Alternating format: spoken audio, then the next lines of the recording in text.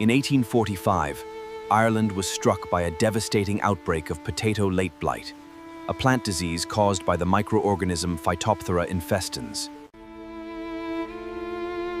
In a matter of weeks, potato fields across the island became infected. Healthy green plants rapidly blackened, their leaves withered, and the underground tubers decomposed before they could be harvested. The widespread decay left entire farming communities surrounded by the unmistakable odor of rotting crops. For millions of Irish people whose daily survival depended almost entirely on potatoes, the destruction of this single staple crop meant the sudden collapse of their primary food supply. During the following 7 years, the disaster became one of the 19th century's worst humanitarian crises. Around 1 million people died from starvation and famine-related diseases.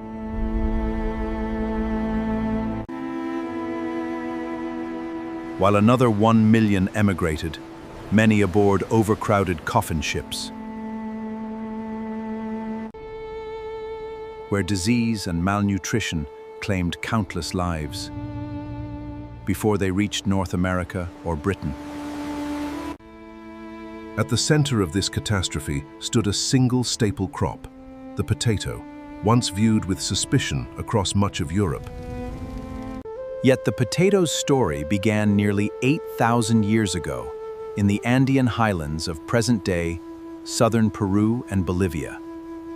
At elevations above 12,000 feet, approximately 3,600 meters, wild potato species thrived in harsh alpine conditions.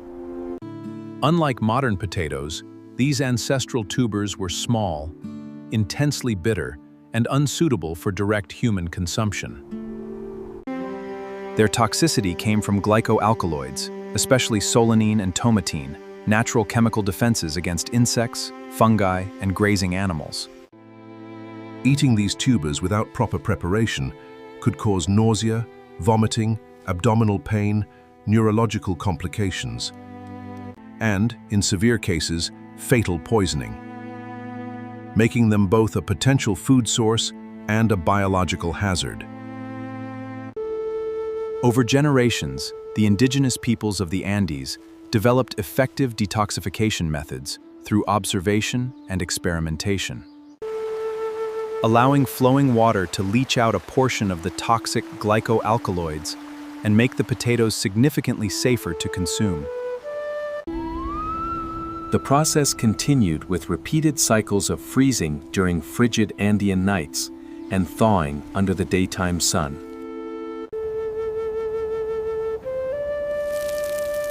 These natural freeze-thaw cycles altered the tuber's cellular structure, further reducing toxicity and producing a safe, edible food source through centuries of empirical knowledge and environmental adaptation.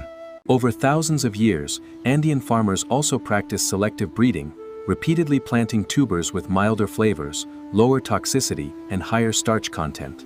Long before the science of genetics, this careful selection transformed wild potatoes into one of history's most important cultivated food crops. By the 15th century, as the Inca Empire emerged as the dominant power across western South America, the potato had evolved into a highly sophisticated crop. Farmers cultivating the terraced landscapes around Cusco and the Andean highlands produced more than 3,000 distinct potato varieties. This remarkable diversity reflected centuries of agricultural innovation and environmental adaptation. These varieties displayed extraordinary differences in color, size, and form. Some were bright yellow, deep purple, red, white, or nearly black, while others ranged from smooth and round to twisted and irregular. Each cultivar was carefully adapted to altitude, soil composition, and microclimate, forming an advanced agricultural system that sustained the Inca civilization. The Inca also mastered one of agriculture's greatest challenges: long-term food preservation. Fresh potatoes spoiled quickly, especially without refrigeration, but they developed an ingenious preservation method known as chuño. Newly harvested potatoes were spread across the high-altitude plains, where freezing nighttime temperatures naturally solidified the tubers. When the morning sun thawed the frozen potatoes, families compressed them underfoot to expel excess moisture. This cycle of freezing and pressing continued for several days, until the tubers became light, dry, and remarkably durable.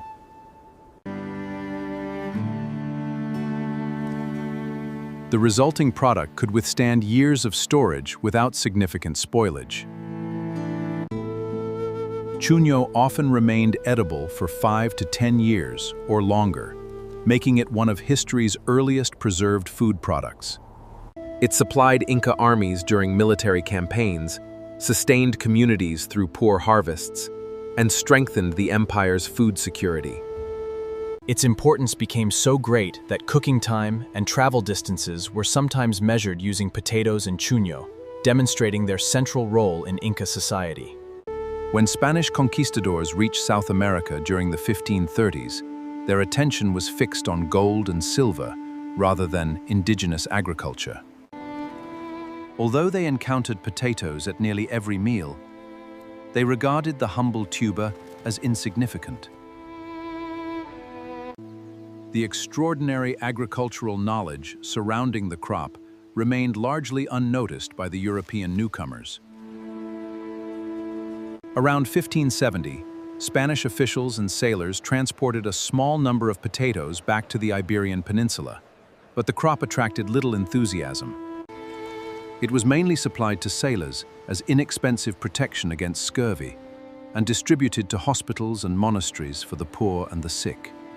Focused on extracting the wealth of the Inca Empire, the Spanish crown saw little value in promoting a food associated with the people they had conquered.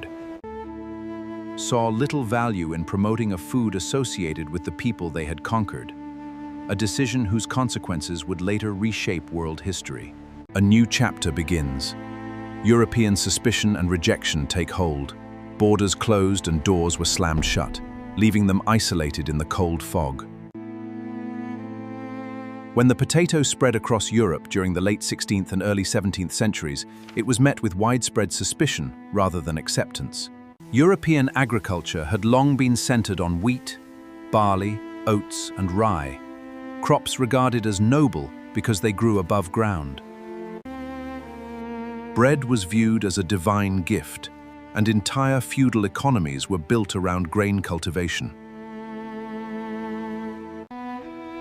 The potato, by contrast, developed beneath the soil and appeared lumpy, misshapen, and covered with small eyes. It also belonged to the Solanaceae family, alongside the highly poisonous, deadly nightshade. In deeply religious and superstitious societies, many interpreted this botanical relationship as a divine warning rather than a scientific fact. Fear and misinformation spread across the continent, even faster than the crop itself. In France, potatoes were falsely accused of causing leprosy, prompting the Parliament of Besançon to prohibit their cultivation in 1596. Meanwhile, the Russian Orthodox Church denounced the potato as the devil's apple, declaring its consumption sinful. Elsewhere, popular beliefs linked potatoes to flatulence, uncontrolled desire, scrofula, a tuberculous disease causing severe neck swelling, and even moral decline. In parts of Scotland, Presbyterian clergy rejected the crop because it was never mentioned in the Bible. For many believers, this absence alone was considered evidence that potatoes were never intended for human consumption.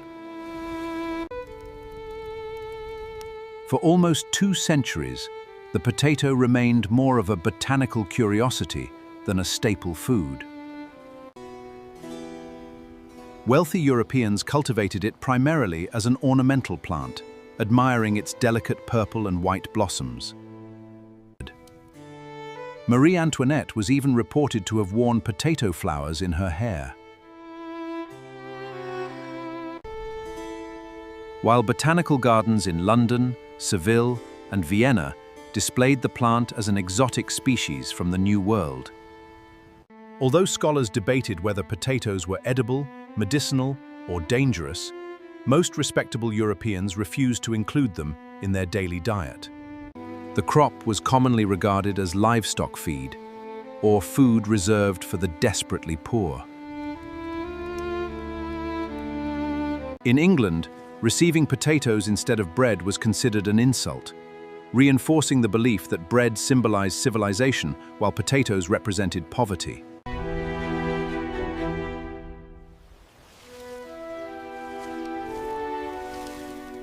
For decades, the potato remained a neglected crop on the margins of European agriculture, despite recurring famine and food shortages. Most Europeans viewed it with suspicion, ignoring its agricultural potential.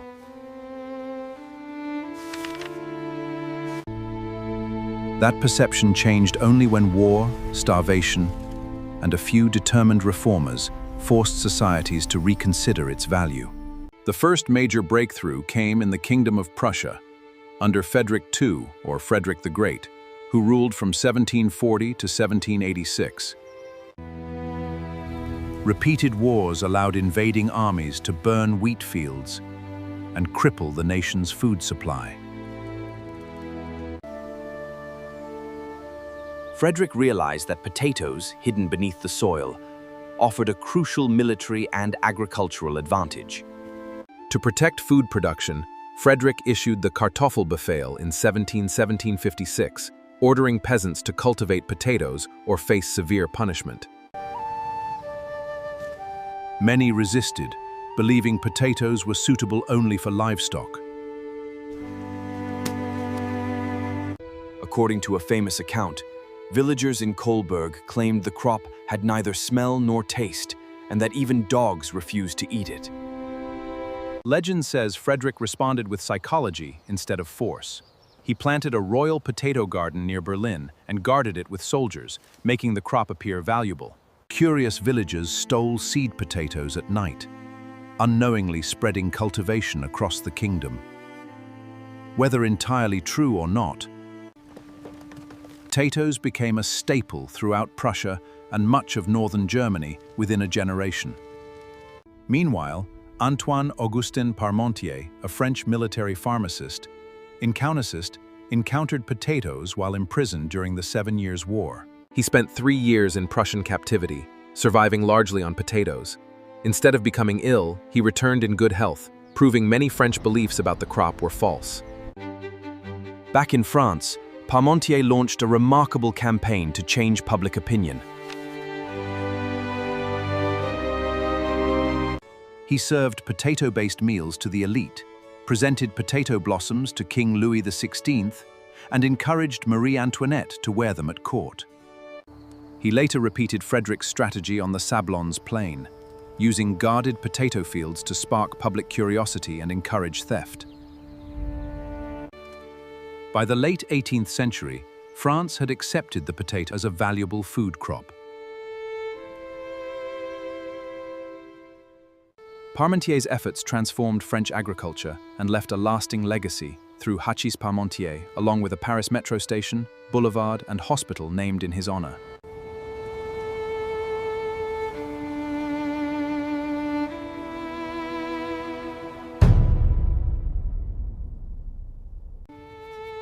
While France and Prussia gradually embraced the potato, a far darker story unfolded across the Irish Sea. During the 17th and 19th centuries, Ireland remained under British rule, where most land belonged to absentee English and Anglo-Irish Protestant landlords. The Irish Catholic majority survived as tenant farmers on tiny rented plots and lived under restrictive penal laws which limited land ownership, inheritance, and economic opportunity. As holdings became smaller and poorer, survival increasingly depended on a single crop, the potato. For these harsh, cold conditions, the potato seemed almost indispensable. A single acre could feed an entire family for a year. Thriving even in Ireland's cool, wet climate and poor soil, with little more than a spade, seed potatoes, and rainfall. Combined with buttermilk, it provided a surprisingly balanced diet, allowing Ireland's population to grow from about 3 million in 1700 to more than 8 million by 1840. Yet nearly every farm relied on a single variety, the Irish lumper, leaving the country's food supply dangerously vulnerable through its complete lack of genetic diversity. Disaster struck in 1845 when Phytophthora infestans, a destructive water mold, reached Europe from the Americas before spreading into Ireland. The blight rapidly blackened healthy potato plants, while the tubers beneath the soil decayed into foul-smelling pulp. Worse still, the disease returned in 1846, 1847, and 1848, destroying harvest after harvest. With no resistant potato varieties available, Ireland's primary food source collapsed almost completely. The consequences were catastrophic. Starvation and diseases such as typhus, cholera, and dysentery swept across the weakened population. While overcrowded workhouses and mass graves became common throughout the countryside. Between 1845 and 1852, around 1 million people died, and another 1 million emigrated, many aboard overcrowded coffin ships. Meanwhile, the British government continued exporting Irish food to England, and relief efforts remained inadequate. Charles Trevelyan even described the famine as the judgment of God, a view that has made the tragedy a lasting symbol of political failure as well as natural disaster. The Great Irish Famine reshaped the English-speaking world.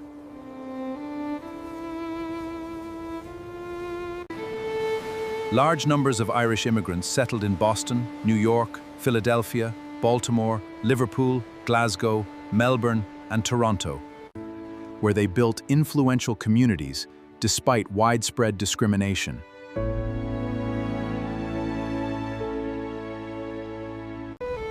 Their experiences strengthened Irish nationalism and contributed to the movement that eventually achieved Irish independence in 1922. Nearly 2 centuries later, the famine remains one of history's most devastating humanitarian disasters, with its consequences still visible today. The Irish Potato Famine did not destroy the potato's reputation.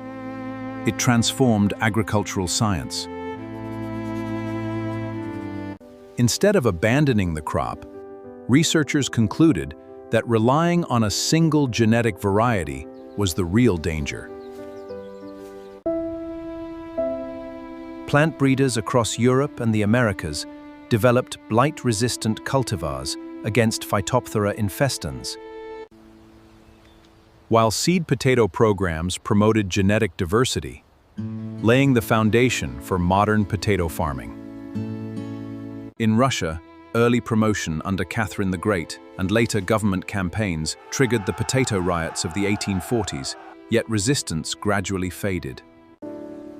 By the early 20th century, potatoes had become a staple.